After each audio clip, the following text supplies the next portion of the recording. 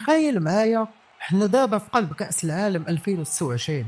الضواء شاعلة، العالم كله كيشوف، والجمهور كيزلزل التيران بالصوت.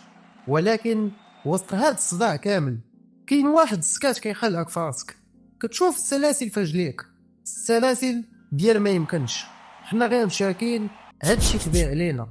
وفي لحظة كيتحل واحد الشاجن ديال الضوء، وكتسمع صوت كيقول ليك ديال النية. السلاسل كيتحولوا لرماد، والظلام كيولي انفجار ديال الالوان والاحتفالات.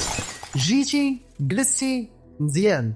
باب السؤال اللي غنسولك، واش عمرك حسيتي باللي عندك الموهبه والقدره، ولكن فاش كتوصل للنقطه الحاسمه شي حاجه كتجرك اللور؟ اليوم غنكشفوا السلاح السري اللي هرسنا به هاد السلاسل بالكره، وكيفاش غيهرس لك حياتك حتى انت. هذا الشيء اللي كتحس به دابا كيتسمى علميا البلوك مونطان او التخيل الذاتي. لسنوات طويله حنا المغاربه كنا مسجونين في هذا السجن. العدو ديالنا ما كانش هو الخصم، كان هو الخصم القديم اللي ساكن في راسنا. كنا كنمشيو لكأس العالم وحنا مبرمجين في العقل الباطن ديالنا باللي غنوصلوا ونشاركوا انجاز.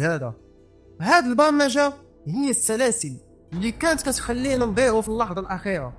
العقدة هي فاش كتكون قاد ولكن مآمن باللي ما قادش، وهادشي هو اللي كيديروا بزاف منا دابا.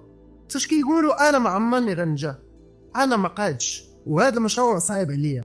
ولكن في 2022 وقعت المعجزة، واللي دابا في 2026 ولينا كنشوفوا النتائج ديالها. التحول ما بداش بالتكتيك، بدا بتصور في العقل. هاد التصور سميناها ديال النية وضحكنا عليها. ولكن رد بالك، النية هنا ماشي هي التمني وجلس وتسنى. ديال النية علميا هي الانشيكابل فيت، اي الايمان اللي ما كيتزعزعش. القراقي ما قالش ليهم ديروا النية باش ينعسوا، قال ليهم ديروا النية باش يبخروا الشك الى ثقة. هاد النية هي اللي حولتنا نفسيا من عقلية الضحية لعقلية البطل. ما بقيناش حنا مساكن، ولينا حنا قادرين. هذا الانفجار اللي كتشوفوه في التيرانات ديال الميريكان دابا هو النتيجة فاش العقل كيحيد دوك القيود. شنو هو دابا الدرس اللي خاصك تستافد وسط هذا الجو ديال كأس العالم؟ هاك المخطط باش تهرس اي عقدة في حياتك. اول حاجة، اعترف بالسلاسل والقيود اللي حابساك. اي شنو هي الجمل السلبية اللي كتقول لراسك انا ما عنديش الزهر، انا ما قادش، انا ضعيف؟ هذوك هما القيود الحقيقية. ثاني حاجة، بدل الشك بالنية، عمر راسك باليقين في الله والإيمان بالله، انت قاد توصل. ثالث حاجة، لبس تيشيرت ديال البطل، ما تبقاش تسنى الظروف تبدل، بدل عقليتك وبدل النوايا ديالك. وهادشي كيقولوا لينا القرآن، إن الله لا يغير ما بقوم حتى يغيروا ما بأنفسهم.